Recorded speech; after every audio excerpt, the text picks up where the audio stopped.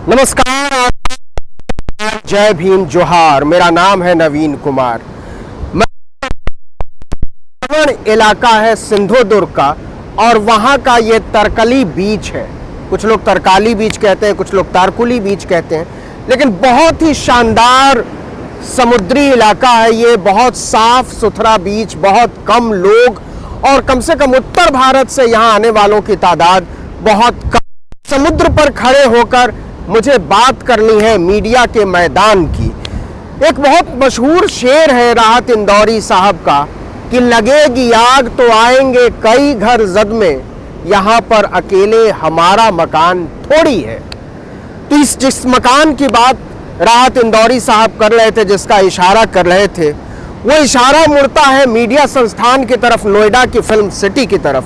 क्योंकि जो लोग के अभियान के एक संगठित गिरोह का हिस्सा रहे, जिन लोगों ने इस देश में हिंदू मुस्लिम किया, विपक्ष के खिलाफ जो है पूरा कैंपेन चलाया, पूरी मुहिम चलाई, नरेंद्र मोदी के लिए पता नहीं कैसे कैसे कार्यक्रम बनाए उनको विश्व गुरु साबित करने के लिए, वहां पर कत्लेआम हुआ है, कत्लेआम। जी हां, जिंदगी को साफ कर दिया गया है उनके भविष्य से, काट दिया गया है उनके मुस्तकबिल से। और मैं बात कर रहा हूं एबीपी न्यूज की। जी हां, एबीपी न्यूज, जिसको कुछ लोग एबीवीपी न्यूज भी कहते हैं क्योंकि उसका रुझान संपूर्ण तरीके से दक्षिणपंथी है। तो वहां के संपादक, वहां के सीईओ, वहां के मालिक मुलाजिमों, अपने साथियों, अपने पत्रकारों, अपने तकनीशियनों को नौकरी से निकालने का बड़े पैमाने पर एबीपी न्यूज में छटनी हुई है। एक से एक लोग जो आप 20-20 साल से काम कर रहे थे, जो लोग एबीपी न्यूज बनने के दिन से वहां से जुड़े हुए थे, उन जिन लोगों की पगारें करोड़ों में है, लाखों में है, उन काम करने वाले लोगों को भी हटा दिया गया है, उनके भविष्य को अंधकार में बना दिया गया है। और इसको समझना चाहिए कि जिन लोगों ने इस देश में नौकरी मांगने वालों पर, लाठी चलाने वालों पर बात करने के खिलाफ माहौल बनाया, जिन लोगों ने नक्सली और अर्बन नक्सल कहा इस देश के नौजवानों को, छात्रों को, पढ़ाने वालों को, उन लोगों के लिए आज बोलने वाला कोई नहीं है। इसलिए मैं अपील करना चाहता हूं अपने मीडिया के साथियों से कि बोलिए, आप जहां भी काम कर रहे हैं वहां भाईचारे के लिए, मनुष्यता के लिए, बंधुत्व के लिए, न्याय के लिए, संविधान के लिए, लोकतंत्र के लिए, भाईचारे के लिए बोलिए। क्योंकि जिस दिन आपका नंबर आएगा आपके लिए बोलने वाला कोई नहीं। ये सब डुबकी मारकर काम करने वाले लोग थे। एक्सचेंज फॉर मीडिया ने लिखा है कि कुछ लोग तो ऐसे ऐसे निकाल दिए गए जिनके अलावा एबीपी न्यूज की कल्पना तक नहीं की जाती थी। जैसे अरुण नौटियाल, वहां के आउटपुट हेड, मतलब टेलीविजन एबीपी न्यूज पर जो भी दिखाया जाता था वो अरुण नौटियाल की मंजूरी के बगैर नहीं हो सकता था। कुछ दिन पहले जब वहां से एक एंकर की विदाई हुई तो वो खिलखिला कर कह रहे थे कि कुछ लोग मुझसे पूछते हैं कि क्या आप इस एंकर के साथ काम कर रहे हैं। वो केक काट रहे थे।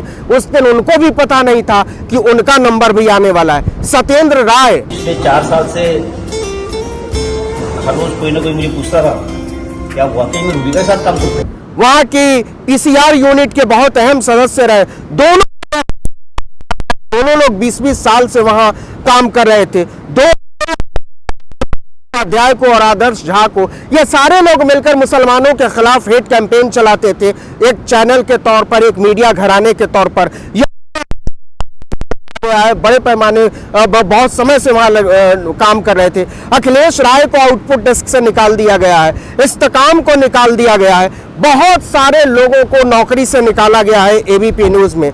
लेकिन एक जो ध्यान मेरा जाता है, जिसको निकाला गया है और उन्होंने बहुत, वहां के कैमरा पर्सन अजय तिवारी, उन्होंने नौकरी छोड़ने के दिन रात में एक बहुत ही इमोशनल संदेश लिखा। बहुत कम तनख्वाह थी उनकी, लेकिन एक शानदार मनुष्य, एक शानदार कैमरा पर्सन और एक शानदार स्टूडियो डिजाइनर के तौर पर वो जाने जाते रहे। उन्होंने लिखा, मैंने और हाथ से कैमरा थाम लिया था। 25 वर्षों से टेलीविजन कैमरे के पीछे खड़ा हूं। कैमरे पर जब भी मेरी जरूरत लगी मैं एक कॉल पर आया और उसका ग्रिप पकड़ लिया।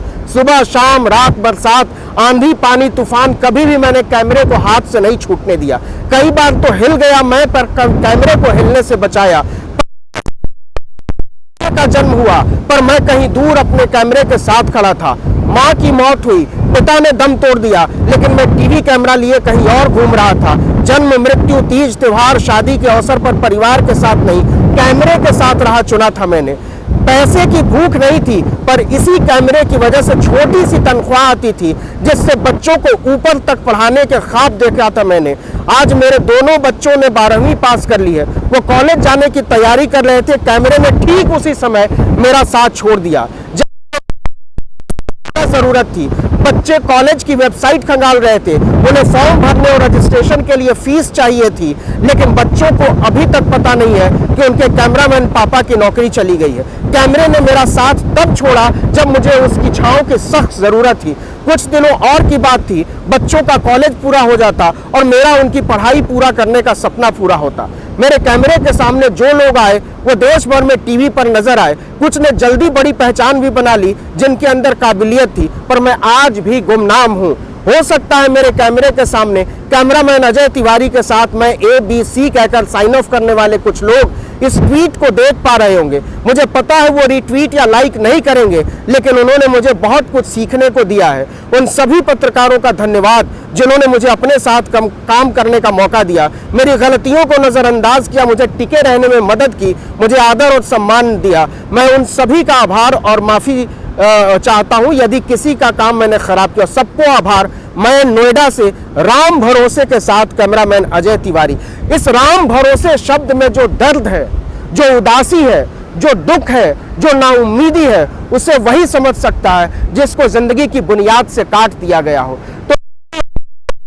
तो ये कत्लेआम हुआ है, और ये जो करोड़ों की पगार पाते हैं, ये CEO, मैनेजिंग एडिटर और वाइस प्रेसिडेंट टाइप के लोग, इन लोगों ने अपनी नौकरी बचाने के लिए, क्योंकि ABP न्यूज एक निहायत घटिया, निहायत गंदा, निहायत ही बकवास किस्म का चैनल है जो दलितों पिछड़ों के खिलाफ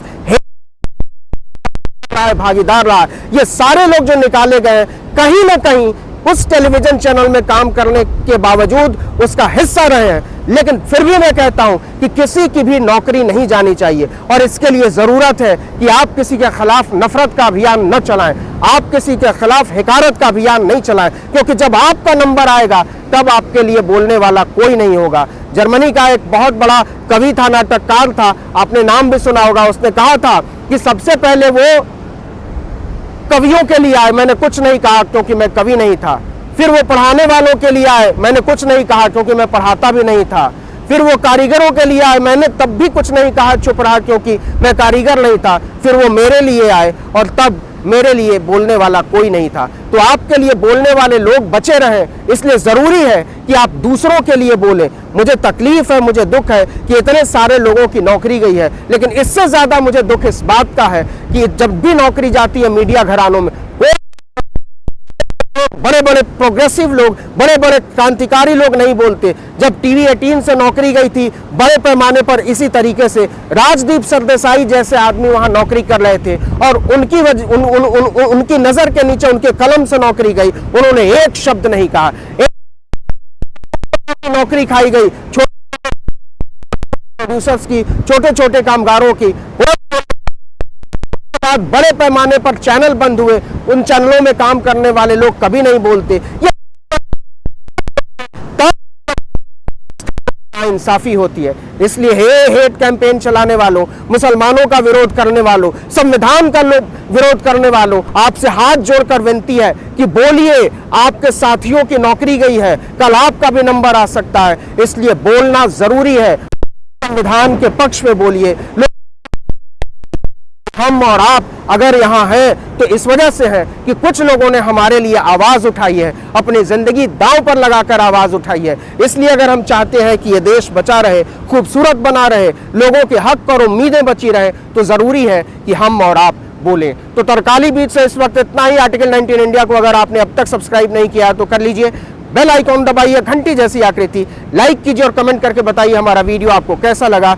YouTube पर देख रहे हैं तो हमारे चैनल को सब्सक्राइब कीजिए, Facebook पर देख रहे हैं तो हमारे पेज को लाइक कीजिए, Instagram पर हमें फॉलो कीजिए, हम LinkedIn पर भी मौजूद हैं, वहां भी आप हमें फॉलो कर सकते हैं। हमारा ट्विटर हैंडल जानते हैं आप, आर्टिकल 19_India, और मेरा ट्विटर हैंडल नवीन जर्नलिस्ट। आप मुझे भी फॉलो कर सकते हैं। जहां कहीं भी आप हमारे वीडियो को देखें लाइक ज़रूर करें और अगर कमेंट करेंगे तो बहुत अच्छा लगेगा। नमस्कार।